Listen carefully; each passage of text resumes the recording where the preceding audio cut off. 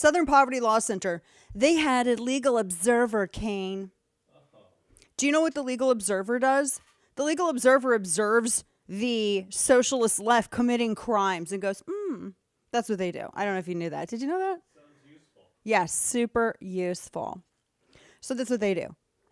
And this legal observer was arrested and charged with domestic terrorism. Now, the Southern Poverty Law Center, if you are unaware, they've taken it upon themselves to act as some sort of bouncer of any kind of political movement. And they have called peaceful pro-life people hate groups. They called the Tea Party a hate group back in the day. They've called everyone from Second Amendment supporters hate groups. I remember when they called Ron Paul supporters hate groups. They've called everybody but themselves, interestingly enough, a hate group. And isn't it true, Kane, that wasn't there a mass casualty incident that was carried out by leftists that was based on the Southern Poverty Law Center map? Oh, absolutely. It was their hate map. And this whole, their characterization that they had, where they sit here and it was the Family Research Council. I mean, they've actually inspired more hate. There was a guy back in 2012 who walked into the lobby of the family. My friend Tony Perkins runs it. And they're a very nice group of people, faith-based. They don't even say anything that's controversial. And he walked into the lobby of the Family Research Council in Washington, D.C. back in 2012. This is during the whole Chick-fil-A thing, remember? When people were fighting over Chick-fil-A sandwiches the first time around. And everyone's like, oh my gosh, all the alphabet activists thought that they were going to get baptized if they ordered a Diet Coke at a Chick-fil-A or something like that. They didn't want none of that Jesus chicken. They didn't, it was holy. And you remember the whole, they thought that they were going to disrupt something, and it actually made Chick-fil-A uber famous.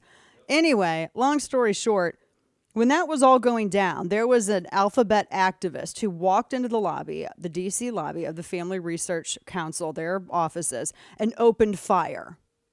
And he had a bunch of Chick-fil-A sandwiches with him. And he was going to shove them into the gaping mouths of the corpses that he left in his wake. And he was inspired by the Southern Poverty Law Center hate map. That came out in the investigation.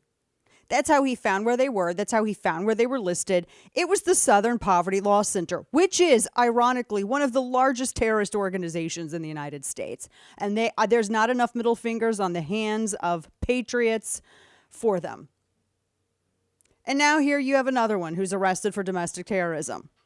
So this was a legal observer who was arrested for domestic terrorism.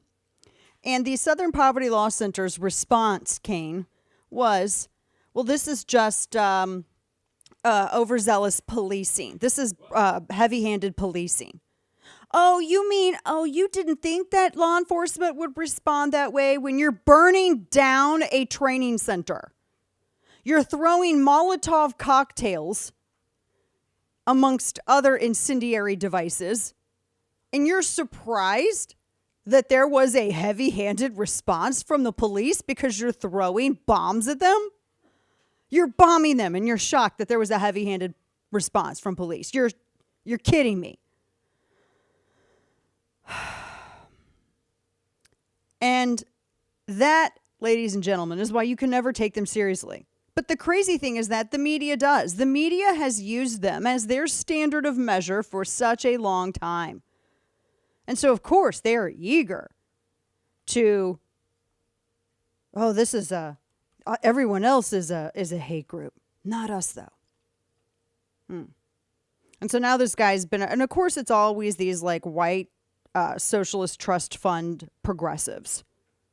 It's always those people every single time that do this. They all get together, and you know what they do? They go to the last remaining mall where there is one of the final standing Hot Topics, and they go in there and they all buy their black clothes, and they buy their black hoodies, and then they go out and they pretend that they're serious activists, and they're scary because they're all in black clothes. They're all scary. They're a bunch of no leg day, pigeon-toed, knock-kneed fruitcakes. That's what they are. It's true. And they're shocked. It's heavy-handed. heavy-handed response by police. Would you think was going to happen? They believed that they were entitled to go and burn down other people's property. That's how the left always is. They always get in trouble for this stuff. They think that you know what? I'll be damned. They're entitled to go and burn down that business. I mean, they have no value for the hard work of others because they themselves don't do a thing. They sit around and wait for Biden to sit here and promise to pay off their overpriced grad school degrees. Yeah, I remember. Never forget what they did with that family research. Because and I love how they said a man who was apparently sympathetic. He was all over the internet being, quote unquote, apparently sympathetic. Shut up. But no, they're the ones who get to determine who is or who isn't.